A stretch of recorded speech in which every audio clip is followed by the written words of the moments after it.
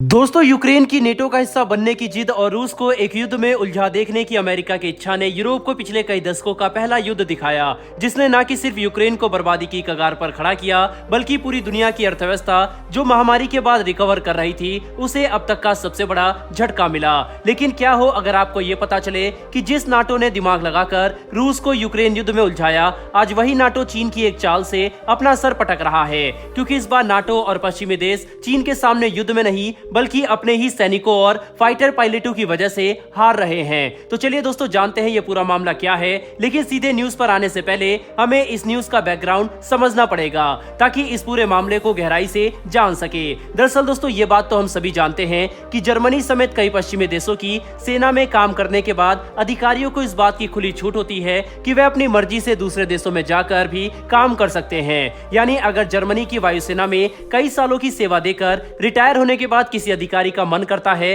तो वो अपने पास मौजूद अनुभव और टैलेंट का इस्तेमाल करके किसी दूसरे देश में काम करे, ताकि वह और भी ज्यादा पैसे कमा सके। तो इससे उस देश की सरकार उसे नहीं रोक सकती, जिसकी वजह से आज सैकड़ों की संख्या में यूरोपियन देशों के फाइटर पायलट एवं सैनिक चीन और कई अरब देशों में जाकर वहां की सेना को ट्रेनिंग देते हैं, ताकि उन्हें कुछ एक्स्ट्रा पैसे मिल सके। लेकिन अब यूरोपियन देशों की यही पॉलिसी उनके गले की हड्डी बन चुकी है, क्योंकि चीन इन सैनिकों और पायलटों को अपने देश में बुलाकर पैसों का लालच दे रहा है, जिसने नेटो को अब तक का सबसे बड़ा नुकसान करा दिया है। दरअसल सामने निकल कर आ रही लेटेस्ट रिपोर्ट के मुताबिक कुछ जर्मन फाइटर पायलटों ने चीन को अपनी वायुसेना और नेटो के फाइटर विमान रणनीति के बारे में कई ऐसी खुफिया जानकारी बेच दी, जिससे चीन नेटो को काफी भारी नुकसान कर सकता है। बता दें कि इस खबर के सामने आते ही पूरी दुनिया में हंगामा मच गया, क्योंकि अगर जर्मनी जैसे देशों की सेना से सम्मान पूर्वक रिटायर होने के बाद इतने बड़े सैन्य अधिकारी और पायलट मात्र कुछ लाख डॉलरों के लिए अगर खुफिया जानकारियां चीन जैसे देशों को सौंप सकते हैं, तो ये अमेरिका और पूरे नाटो के लिए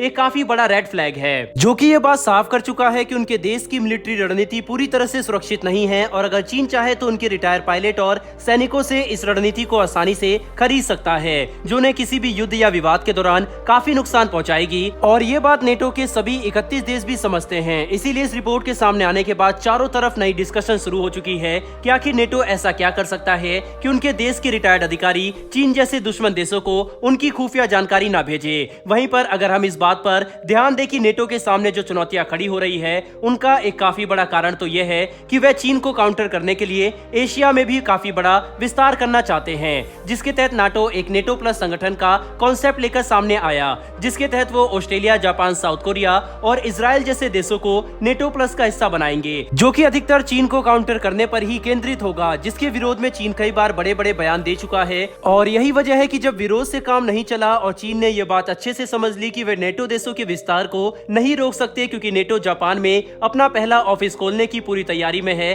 तो चीन ने जर्मनी और यूरोपियन देशों की सेना के अधिकारियों को पैसे देकर उनकी रणनीति खरीदनी शुरू कर दी, ताकि उन्हें नेटो पर एक बड़ा एडवांटेज हासिल हो सके। साथ ही जर्मन पायलट जो कि काफी स्किल्ड हैं, उनसे अपनी वायुसेना को ट्रेनिंग दिलाकर वे अपनी क्षमता भी मजबूत कर रहे हैं, जिसे हम चीन का एक मास्टर स्ट्रोक भी कह सकते हैं, क्योंकि इस कदम से चीन नेटो को हर तरफ से हरा सकता है, जिसकी वजह से अमेरिका चाहता था कि वह कुछ भी करके भारत को नेटो प्लस का हिस्सा बना दे, ताकि चीन का सबसे बड़ा प्रतिद्वंदी मतलब भारत नेटो के कैंप में चला जाए। पर कुछ दिनों पहले ही भारतीय विदेश मंत्री डॉक्टर एस जयशंकर ने अपने एक बड़े बयान के जरिए अमेरिका की इन उम्मीदों पर पानी फेर दिया, और ये बात खुलकर कह दी कि नेटो जैसे संगठन में भारत को एक हिस्सा बनाने का ऑफर देना काफी बड़ी बात है, लेकिन क्योंकि ये हमारी पॉलिसी और इंटरेस्ट के खिलाफ है, इसीलिए हम इसे ज्वाइन नहीं करना चाहते। मतलब भारत ये बात साफ कर चुका है कि हम नेटो को ज्वाइन नहीं करेंगे। हालांकि भारत नेटो के साथ मजबूत संबंधों के खिलाफ बिल्कुल नहीं है, इसीलिए भारत अपनी फॉरेन पॉलिसी को काफी नाप तोल कर आगे बढ़ रहा है, जिससे अमेरिका के साथ भी हमारे संबंध खराब ना हो और रूस को ये भी ना लगे कि भारत काफी ज्यादा